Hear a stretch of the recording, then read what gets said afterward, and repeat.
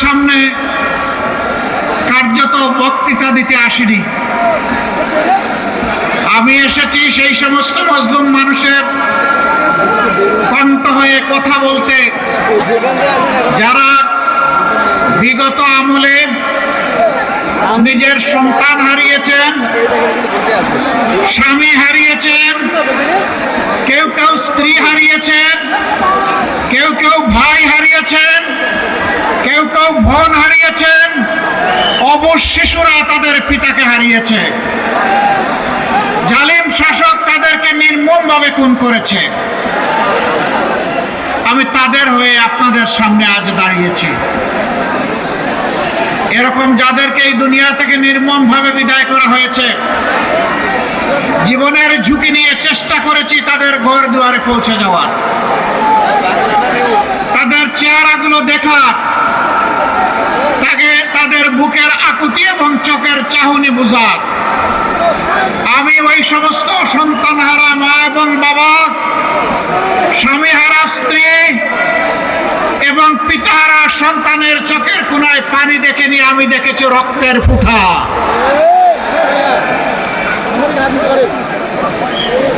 কি অপরাধ ছিল তাদের আপনজনের? অপরাধ একটাই, ফ্যাসিবাদী শাসন। তাদের শাসন ব্যবস্থা কিয়ামত পর্যন্ত সম্ভবত চালানোর আশা করেছিল। এই পথে যাদেরকেই বাধা মনে করেছে তাদের সাথেই এই নির্মম আচরণ করা হয়েছে। সেই কঠিন সময়ে আমি 3-4টা শহীদ পরিবার এই শহরে গিয়েছিলাম। আমি যাওয়ার পরে তাদেরকে ভীত সন্ত্রস্ত অবস্থায় পেয়েছি। একটা শহীদ পরিবার তাদের স্বাভাবিক সৌজন্যতার সাথে আমার সামনে কিছু নাস্তা রেখেছিল। হঠাৎ করে শহীদের পিতা এসে কানে কানে বললেন, আমরা দুঃখিত, আপনি এই নাস্তা এখন আর গ্রহণ করবেন না, এখনই আপনার বের হয়ে যাওয়া দরকার। আমরা আশঙ্কা করছি আপনার কোনো ক্ষতি সাধন করা হবে। আমাদের ক্ষতি সাধন হোক, আপনার ক্ষতি সাধন আমরা সহ্য করতে পারবো না। এই ছিল তখনকার অবস্থা।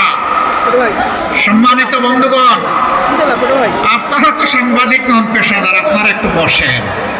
আপনারা না বসলে আপনাদের পিছনের ভাইয়েরা কিছুই দেখতে পাচ্ছেন। আপনারা বসেন, শুধু পেশাদার সাংবাদিকরা দাঁড়িয়ে থাকবেন, যারা বসার তারা বসবেন, যারা একান্ত কর্তব্য পালনের জন্য দাঁড়ানোর তারা দাঁড়াবেন। বাকি আপনারা অডিয়েন্স যারা এসেছেন, দর্শক শ্রোতা যারা এসেছেন, মেহেরবানি করে আপনারা বসুন। কারণ আপনারা খুব ভালো একটা জায়গার মানুষ, যাদেরকে আমরা সম্মান করি। আপনারা শিক্ষিত, আপনারা ভদ্র, আপনারা অত্যন্ত মার্জিত। আপনারা বসে গিয়ে অন্যদেরকে সুযোগ করে দিন। ধন্যবাদ। বেশিরভাগ বসে পড়েছেন, কিছু ভাই জায়গা পাচ্ছেন না, তাদেরকে আস্তে করে জুড়ছে টান দিয়ে বসায় দেন। আপনারা বসায় দেন, ওনাদেরকে বসায় দেন, সাহায্য করেন, মজলুমকে সাহায্য করেন। এই লোকেরা জায়গা পাচ্ছে না। মাশাআল্লাহ। বাকিরা এখন আমরা কথা শুনবো ইনশাআল্লাহ, আর কেউ কথা বলবো না। সম্মানিত ভাইয়েরা, বলছিলাম আমি তাদের হয়ে এখানে দাঁড়াতে এসেছি। আমি শুধু তাদের হয়ে এখানে দাঁড়াতে আসিনি, আমি দাঁড়াতে এসেছি সেই সমস্ত মাদের, বাবাদের, বোনদের, সন্তানদের, ভাইদের পক্ষে এখানে কথা বলতে, যাদের আপনজনকে ধরে নিয়ে তুলে নিয়ে আয়না করে বছরের পর বছর গুম করে রাখা হয়েছিল। তারা জানতেন না তারা জীবিত না মৃত। এই অবস্থায় আল্লাহর মেহেরবানিতে, কে ভাই আবার মাইক দিয়ে কথা বলছেন? আপনার মাইক বন্ধ করেন। আপনার মাইক থেকে আর অনুরোধ করা লাগবে না, এটা আরেকটা ডিস্টারবেন্স। ওই মাইকে কথা বলবেন না। বলছিলাম যে যাদের আপনজন চলে গেছে, আপনজনকে জানাজা করে দাফন করতে পেরেছে, তাদের কষ্ট ছিল এক ধরনের। কিন্তু যারা আপনজন কোথায় আছে, তারা কি বেঁচে আছে না দুনিয়া ছেড়ে চলে গেছে জানতেন না, তাদের কষ্টের মাত্রা ছিল ভিন্ন।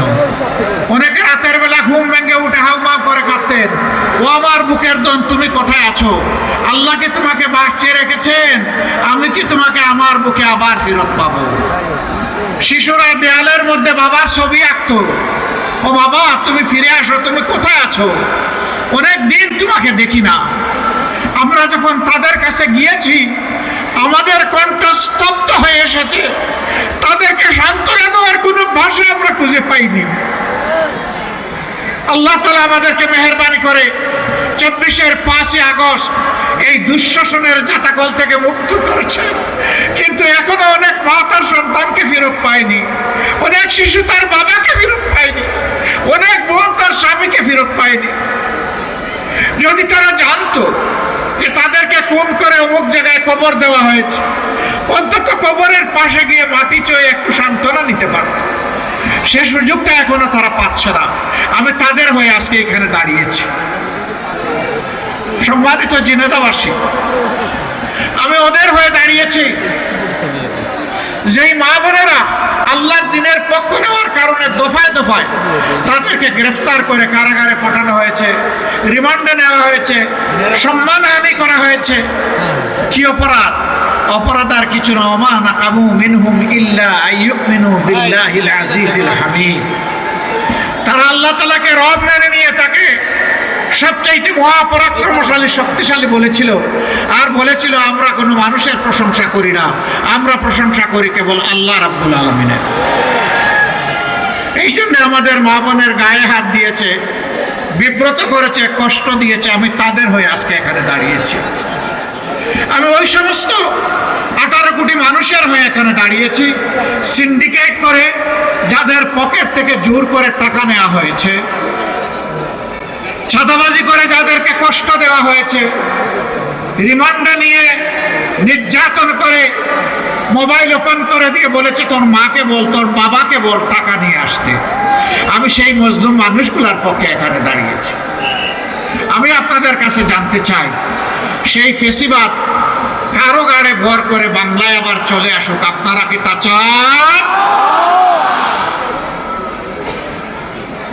আমাদের সিংহ শার্দুল ছেলেমেয়েরা 24-এ তার জবাব দিয়েছে বুকের রক্ত দিয়ে, জীবন দিয়ে।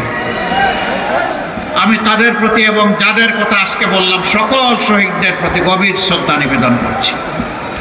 এই জেলা দক্ষিণবঙ্গের সবচাইতে বড় শহীদ ঈদগাহ। এখানে যত মানুষকে নির্মমভাবে খুন করা হয়েছে আর কোথাও তা হয়নি। সোহানের কথা বড় মনে পড়ে। ওর চেহারাটা তখন দেখলাম,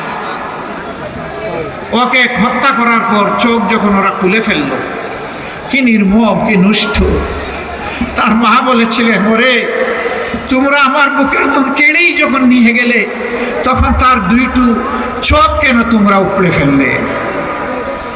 কি জবাব আমাদের এই মায়ের কাছে? কোনো জবাব নেই। সবুজের দুটি কচি সন্তানকে, অবুজ সন্তানকে যখন কুলে নিয়েছিলাম তখন চোখের পানি ধরে রাখতে পারিনি। এই সন্তানগুলোর কাছে আমাদের জবাব কি? আমরা বলেছি এই ফেসিবাদ আর ফিরে আসতে দেব না, ইনশাল্লাহ দেব না। বুকের রক্ত দিয়ে দাঁড়িয়েছি, কেউ আবার আসতে চাইলে বুকের রক্ত দিয়ে তাদেরকে রুখে দিব ইনশাল্লাহ।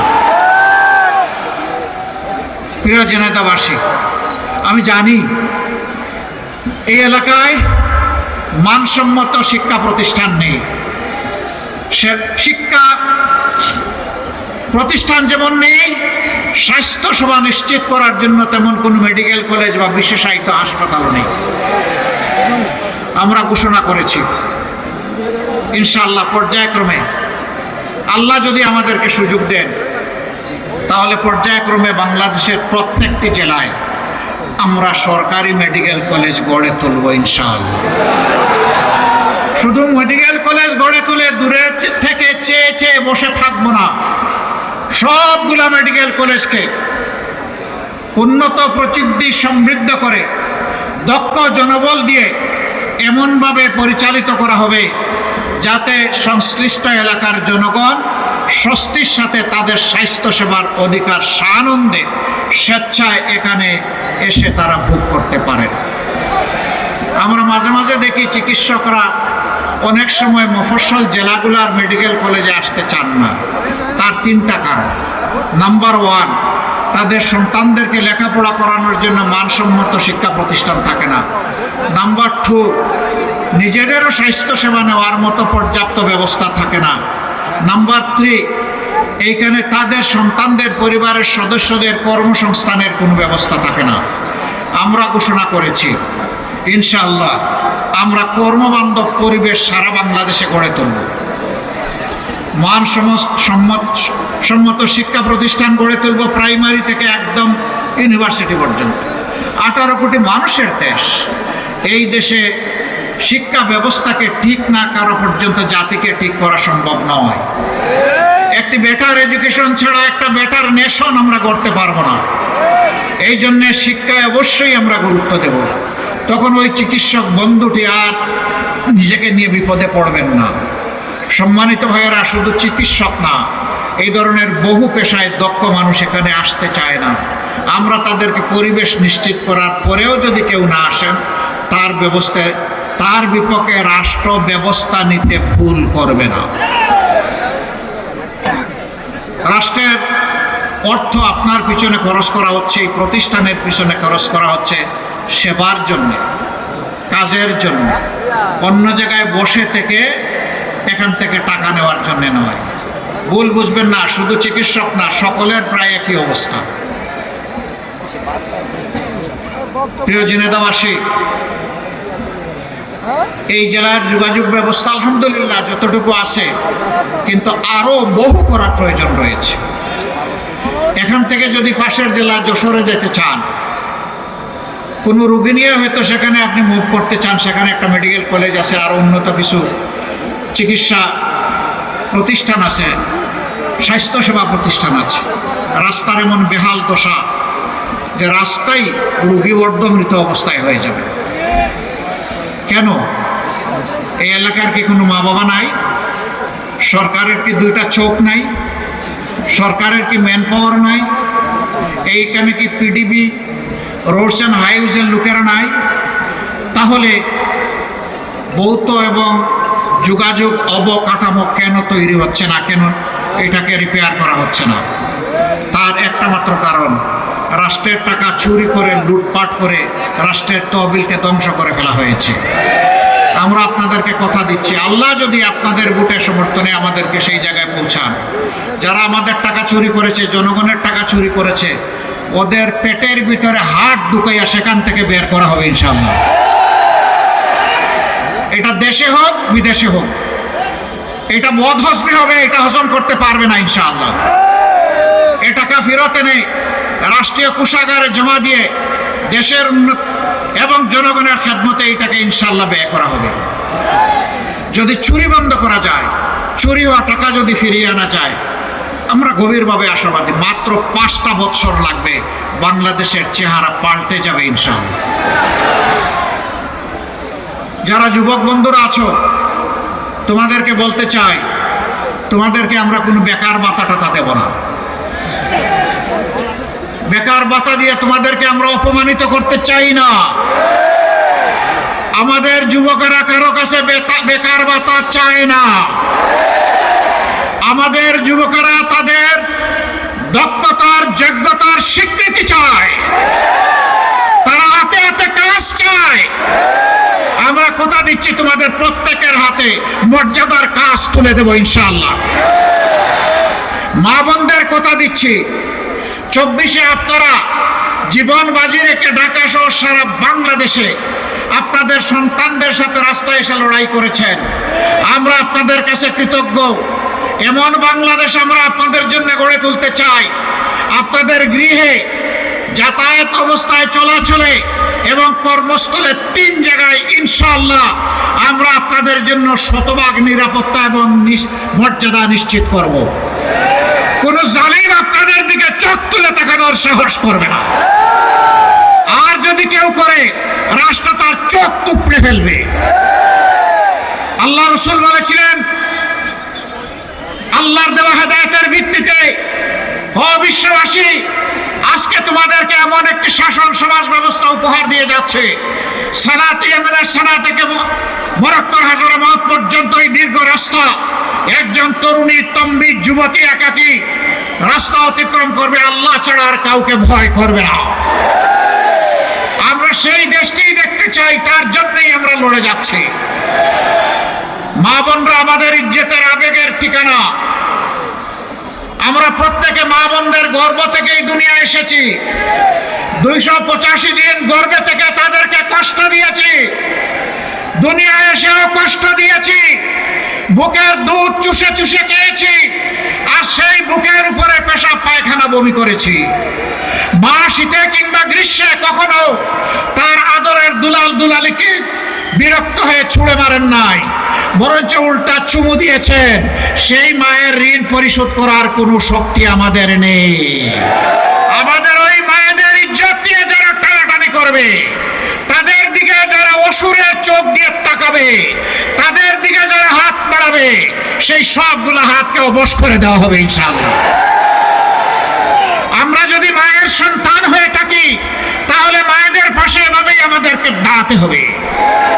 যেই জাতি তার মাদেরকে ইজ্জত দিতে জানে, রব্বুল ইজ্জত সেই জাতির ইজ্জতকে বাড়িয়ে দেন। আর যেই জাতি, যেই দল, যেই গোষ্ঠী মায়েদেরকে ইজ্জত দিতে জানে না, আল্লাহ তাদেরকে অপদস্থ করেন, বেইজ্জত করেন। আমরা এই ধরনের অপতৎপরতায় লিপ্ত যারা, তাদেরকে বলি তোমাদের মাকে সম্মান করতে শিখো, তাহলে সমাজের মাদেরকেও তোমরা সম্মান করতে পারবা। তোমরা যদি সমাজের মাদেরকে সম্মান না করো, আমরা ধরে নিব তোমরা তোমাদের মাকেও সম্মান করো না। প্রিয় ঝিনাইদহবাসী, আমরা যুদ্ধ ঘোষণা করেছি দুর্নীতির বিরুদ্ধে। আমরা 11টি দল এক হয়েছি দুর্নীতিকে লাল কার্ড দেখানোর জন্য। দুর্নীতি তোমাকে লাল কার্ড। ঝিনাইদহের মানুষ শিক্ষিত ভালো, এখানে কিন্তু চাঁদা কেউ নেয় না।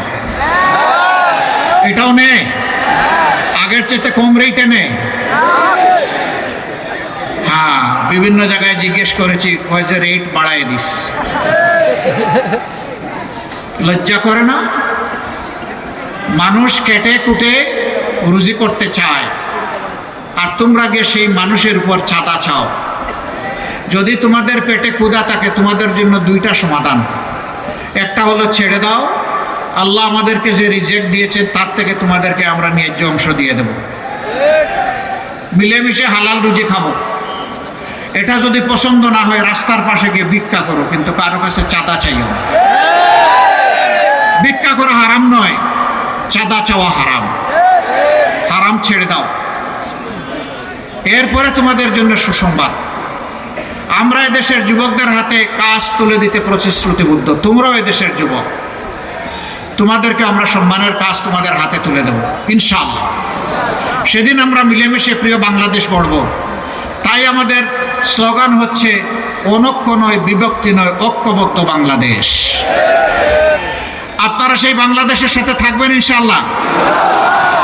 সম্মানিত ভাইয়েরা, এইভাবে সমাজের বিভিন্ন জায়গায় যারা দুর্নীতি করেন, তাদেরও দুশ্চিন্তার কোনো কারণ নেই। আপনারা দুর্নীতি ছেড়ে দিয়েও ইনশাআল্লাহ ভালো থাকবেন, সম্মানের সাথে বসবাস করবেন। আমরা সেই ব্যবস্থা সমাজ থেকে, রাষ্ট্র থেকে আপনাদেরকে উপহার দেব ইনশাআল্লাহ। আমি আরেকটা কথা বলে একটু সাবধান বাণী উচ্চারণ করতে চাই। শুধু রাজনৈতিক লেবাস পরে নয়, অন্য কোনো দায়িত্ব থেকেও যদি কেউ এবার জনগণের বুটের উপর কালো হাত রাখতে চান, সবগুলো আঙ্গুল খুলে ফেলা হবে। এই দুঃসাহস দেখাবেন না। মনে রাখবেন, এই জাতির সন্তানেরা লড়াই করে জীবন দিয়ে, ছোপ ছোপ রক্ত আর খাড়ি খাড়ি লাশ হয়েও তারা অন্যায়ের কাছে মাথা নত করে নাই। আমরা তাদের রক্তের ঋণ পরিশোধ করতে বদ্ধপরিকর। তারা সমাজ থেকে অবিচার, অন্যায়, দুর্নীতি, বৈষম্য দূর করার জন্য রাস্তায় নেমে বলেছিল, উই ওয়ান্ট জাস্টিস। আমরা এই জাস্টিস কায়েম করব ইনশাআল্লাহ। এই পথে গরম বাতে বিলাই বেজার।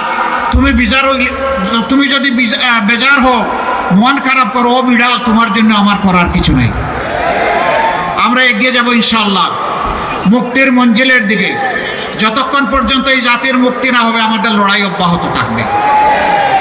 সম্মানিত ভাইয়েরা, সম্মানিত যুবকেরা, যুবতীরা, মায়েরা, বোনেরা, 24-এ যেমন লড়াই করেছেন, একটা বিপ্লব করেছেন, 26-এ আরেকটা বিপ্লব করতে হবে। 24-এ বুলেটের সামনে দাঁড়িয়ে বিপ্লব করেছেন, বিজয় ছিনিয়ে এনেছেন। এই 12 তারিখ ব্যালটের মাধ্যমে সেই বিজয় ছিনিয়ে আনতে হবে। আমরা কোনো দলের বিজয় চাই না,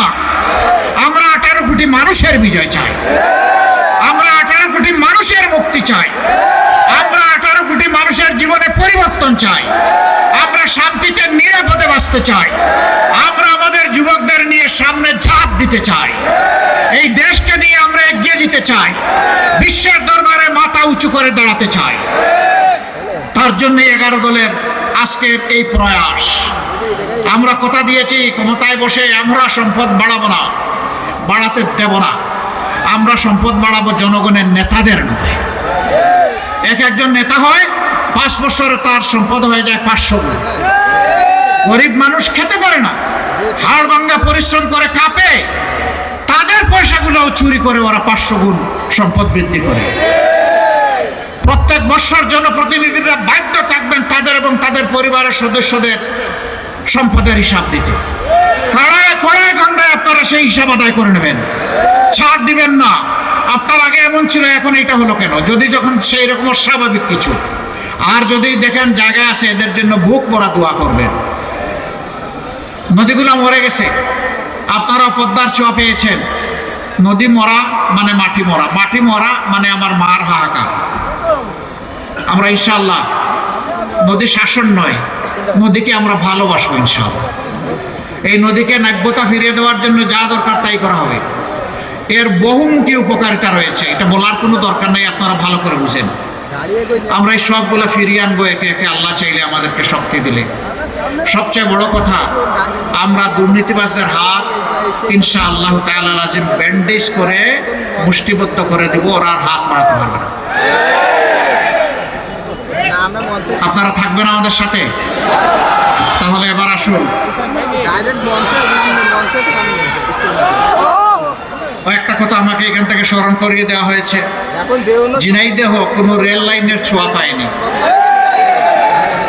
আল্লাহ যদি আমাদেরকে এই দেশ সেবার দায়িত্ব দেন, আমরা কোনো জেলার সাথে সৎ মায়ের সন্তানের আচরণ করব না। যে জেলা যে ব্যাপারে যতটা পিছনে এবং বঞ্চিত, উন্নয়ন প্রথম চলে যাবে ওই ক্ষেত্রে তাদের ঘরে। এটা দেখা হবে না প্রধানমন্ত্রীর বাড়ি কোথায়, প্রেসিডেন্ট মহোদয়ের বাড়ি কোথায়, আর মন্ত্রী মহোদয়ের বাড়ি কোথায়। এটা দেখা হবে আমাদের বাংলাদেশের ঠিকানাগুলা ঠিক আছে কিনা, আর বঞ্চিত জনপদ তার পাওনা পেয়েছে কিনা। ইনশাআল্লাহ রেল লাইন সহ সবই হবে, শুধু একটা সদিচ্ছার, রাজনৈতিক সদিচ্ছার প্রয়োজন, আর একটা সৎ সরকারের প্রয়োজন। অসৎ সরকার দিয়ে এটা হবে না, চাঁদাবাজ দিয়ে এটা হবে না, দুর্নীতিবাজ দিয়ে এটা হবে না। সম্মানিত ভাইয়েরা, এবার আপনাদের কাছে আমানত রেখে যাচ্ছি, আমাদের পক্ষ থেকে 4 জন